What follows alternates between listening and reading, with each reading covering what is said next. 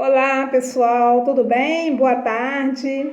Sou Neusmar Lacerda, vocês que já me conhecem aqui neste canal que eu administro, trazendo sempre informações para vocês, bem bacana, informações de interesse público, ou seja, na área cultural, na área jornalística, enfim, trazendo aí todo um contexto bem variável.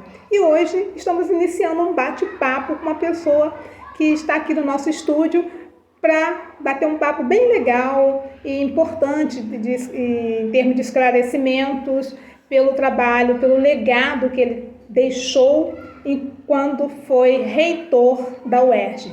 Trata-se do professor Dr. Ricardo Lodi, advogado especializado em direito financeiro e também professor da UERJ, e também vale ressaltar que ele foi um resgate como profissional lá dentro, resgatando a imagem da UERJ, deixando aí ações importantíssimas dentro do contexto que favorece muito ao trabalho da educação, tanto para a classe docente como dos discentes. Então vamos bater um papo com o doutor Ricardo Lodi e todos possam gostar, né, e conhecer um pouco do trabalho, do histórico desse grande, ilustre profissional aí, ok? Vamos lá. Bom, então agora estamos recebendo aqui, hoje no meu canal, o doutor Ricardo Lodi, que é advogado financeiro, professor da UERJ, para falar um pouco da sua trajetória aí com os grandes feitos durante a gestão dele de 2020 a 2022, onde foram implementados vários auxílios beneficiando os estudantes, técnicos e docentes. No caso, foram investimentos tanto na permanência estudantil quanto para também a valorização do trabalho dos servidores em geral. Que benefícios, doutor Ricardo, foram esses? Com que objetivos foram instituídos? Boa tarde, é uma alegria estar aqui conversando com você e com seus espectadores. Um abraço para os amigos de São Fidélis. Nós tivemos à frente da reitoria da UERJ num período muito difícil, que foi o período da pandemia. Costumo dizer que eu fui o reitor de máscara, né? Porque foi todo o meu mandato durante a pandemia. De janeiro de 2020 a março de 2022, quando eu tive que me afastar em virtude das exigências da legislação eleitoral, já que eu sou pré-candidato a deputado federal. E nesse período, nós tivemos o sonho de recuperar a UERJ, porque a UERJ vinha de um quadro anterior muito difícil, uma crise gravíssima. A UERJ chegou a estar fechada 6 meses em 2017, por conta do não repasse de recursos pelo governo do estado. Então a gente assume em janeiro de 2020 com a perspectiva de recuperar. Com a pandemia, o que era difícil se tornou muito mais difícil.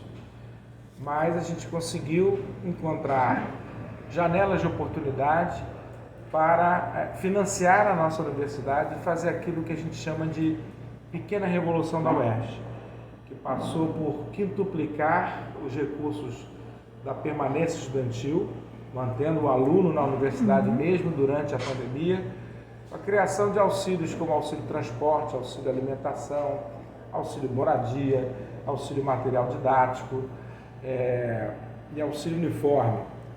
E além disso, em relação aos servidores, tanto docentes quanto técnicos, também destravamos uma série de amarras que não dependiam de lei, né? Porque vocês sabem que o salário do servidor público só pode ser modificado por lei, o reitor não pode fazê-lo.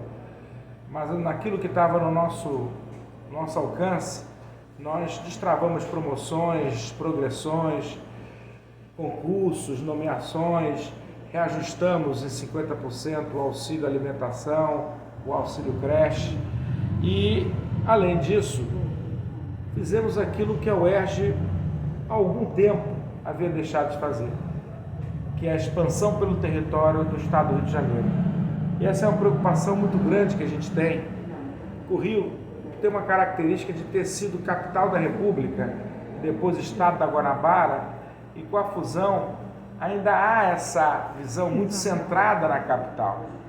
E o interior muitas vezes fica esquecido, sem recursos, sem hospitais, sem escola, sem emprego. E pelo menos no ponto de vista da UERJ, a gente mudou essa lógica. Nós criamos novos campi, novos polos de extensão, núcleos de extensão. Criamos um hospital em Cabo Frio com a Faculdade de Medicina, de Licenciatura em Geografia e Ciências Ambientais. Criamos 18 polos de extensão no interior do estado, com pré-vestibular social, aulas de reforço para os alunos recuperarem o conteúdo que perderam na pandemia, esporte e cultura. Isso, a UERJ se tornou não só mais includente do ponto de vista social, hoje é a universidade número 1 em permanência estudantil do Brasil, depois de ter sido a primeira universidade a incluir o trabalhador em 1975, trazendo o ensino noturno. Em 2000, trouxe as cotas raciais e de escola pública. Em 2021, fez a revolução da permanência estudantil, dando aos seus alunos aquilo que nenhuma universidade da América Latina conseguiu dar até hoje.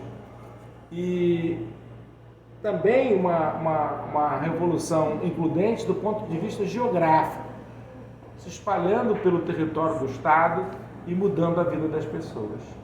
Perfeito.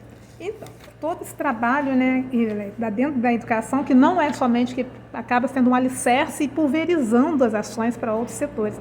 A área da saúde, como por exemplo, né, esse hospital lá em Cabo Frio, né, está sendo uma referência. Fala um pouquinho sobre essas ações desenvolvidas também no campo da saúde. Com a eclosão da pandemia, a UERJ e suas unidades de saúde ficaram no centro das preocupações do sistema de saúde do estado do Rio de Janeiro. Nossos 2 hospitais de então viraram centros de referência. O Hospital Pedro Ernesto, no tratamento de casos de média e alta complexidade da Covid, e depois com o ambulatório pós-Covid. A Policlínica Piquet Carneiro se tornou a maior testadora de Covid do Brasil. E em 21 criamos o nosso terceiro hospital, o Hospital Universitário Reitor Ézio Cordeiro, em Cabo Frio, em homenagem a um ex-reitor que é criador do SUS, e é muito simbólico para nós, porque tínhamos um hospital privado e que agora foi desapropriado pela UERJ e é um hospital SUS que atende a população da região dos lagos. Então a gente acredita que é importante o serviço público crescer com profissionais concursados, médicos, técnicos de enfermagem, professores, que venham a fazer um trabalho de longo prazo, mudando a vida das pessoas também na área de saúde. Interessante, Ricardo, que essa questão que você coloca ela é muito compassível também da gente analisar que a educação vem sendo desconsiderada, né, principalmente na área acadêmica das universidades, pelas políticas públicas do atual governo, que impôs nesse corte de 14,5% no orçamento das universidades federais. E isso gera um fator muito ruim, porque aí não adianta nada você investir só na educação básica do ensino fundamental, como o atual fez, daí um aumento até considerável, mas literalmente num ano atípico, né? Que isso aí, historicamente, o Fundeb ele tem essa preponderância de estar sempre acompanhando o piso nacional dos professores. Mas, em compensação, ele desonera, ele praticamente ele afunda um pouco com as universidades. E como você vê isso? Eu acho que o Fundeb foi uma criação fantástica do Congresso Nacional, que não pode ser atribuído ao atual governo, que vem esvaziando os recursos da educação. O caso das universidades federais é muito grave, porque esse corte de 14% este ano se deu em cima de um orçamento do ano passado que já estava cortado, que por sua vez já estava cortado no ano retrasado. Exatamente. De 2016 para cá, é uma queda vertiginosa do orçamento da educação superior. Isso precisa mudar. Nós vivemos isso na UERJ no passado recente e vimos que danos isso causou à nossa comunidade. Hoje estamos vendo no âmbito das universidades federais.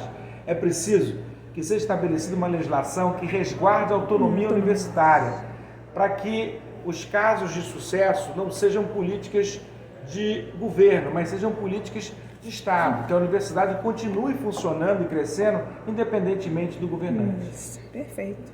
E como podemos avançar com medidas práticas para que essa educação pública, gratuita e socialmente referenciada possa chegar aos jovens em todo o país, levando-se em conta que você tem que investir no contexto geral, não só desde a base, né, do ensino fundamental 1 e 2, mas também levando-se em conta de repensar esse erro das questões do flagelo e das universidades com essa política realmente que, conforme o senhor colocou. Bom, é por isso que eu saí da reitoria da UERJ no meio do meu mandato e até abri mão de disputar um segundo mandato para ser pré-candidato a deputado federal. Porque não adianta a gente fazer uma revolução em uma universidade diante do fracasso geral da educação no nosso país. E para isso ser possível, a primeira coisa que nós precisamos fazer é derrubar a emenda do teto de gastos. Porque a emenda do teto de gastos, embora muito defendida por muitos, ela nada mais é do que um artifício constitucional de retirar dinheiro das áreas sociais e deslocar para o setor financeiro, já que o congelamento de despesas não é de todas as despesas. As despesas com pagamento de dívida ficam de fora.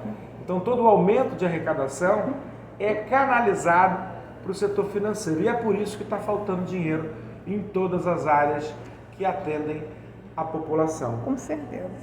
Além disso, é preciso uma política nacional de permanência estudantil, que fique definido numa lei que tenha validade não só para a União, mas para estados e municípios também. Estabeleça fontes de custeio, estabeleça objetivos para que aquilo que a gente fez na UERJ possa ser feito para os estudantes do Brasil inteiro, não só do ensino superior, mas também das redes públicas estaduais e municipais. Perfeito. E para a gente fechar esse quadro, então, Ricardo, vamos lá. Paulo Freire dizia que, dentro desse contexto todo que você colocou aí, a educação não transforma o mundo, né? A educação transforma as pessoas, elas transformam o mundo. O que está faltando para que isso aconteça? Está faltando colocar a educação como uma prioridade máxima do país. Nenhum país hoje desenvolvido chegou ao desenvolvimento sem um investimento público pesado em educação. Não se faz milagre. Educação custa dinheiro, dinheiro do orçamento. Por isso é preciso que todos aqueles que considerem a educação importante lutem por essa ideia. Educação no centro das preocupações do Brasil. É isso aí. Então, parabéns e agradecemos aqui pela sua participação no meu canal aqui e que todos reflitam sobre esse contexto. Ok? Obrigada. Obrigado, eu que agradeço. Um abraço a todos. Falou.